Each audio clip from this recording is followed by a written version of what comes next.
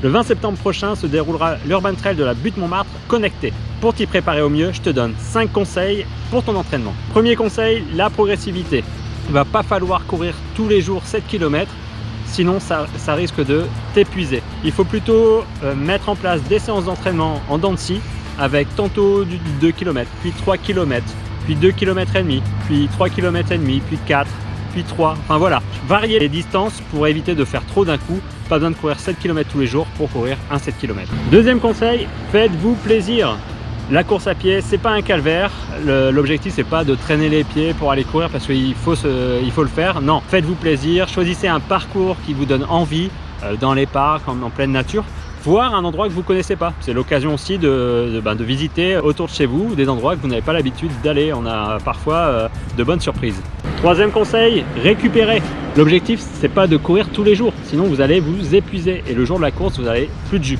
Pour vous entraîner, il faut faire une séance puis du repos. Le repos, ça permet de récupérer et à votre organisme de se développer pour être plus fort la prochaine fois. Si vous n'octroyez pas du temps de repos après votre séance d'entraînement, vous allez vers le surentraînement et là, c'est la fatigue assurée et le jour de la course, vous serez complètement à la ramasse. Donc, on fait de l'entraînement et on récupère derrière. Quatrième conseil, maîtrisez votre allure. Quand on commence à partir, on est plein d'énergie, on a trop envie de faire les choses bien et du coup on part vite.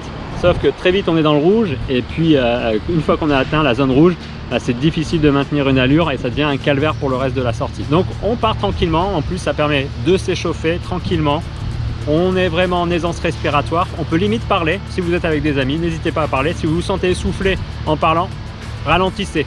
C'est vous qui imposez le rythme, c'est pas votre accompagnateur. Et puis c'est sur la fin que vous pourrez accélérer quand vous avez terminé le parcours. Ça permet justement de travailler votre endurance. Cinquième conseil, fractionner. Courir en mode footing à chaque séance, c'est pas forcément ce qu'il y a de mieux pour progresser. Ce que vous pouvez faire aussi, c'est fractionner. Alors soit vous avez du mal à courir et dans ce cas-là, vous alternez marche et course. Il n'y a pas de honte à ça. Au contraire, ça va permettre de développer votre endurance. Vous allez pouvoir augmenter le temps de course à pied et réduire au fur et à mesure le temps de marche. Sinon, ce que vous pouvez faire aussi pour fractionner, vous pouvez aussi courir vite, puis courir lentement, ou courir vite, puis marcher pour récupérer.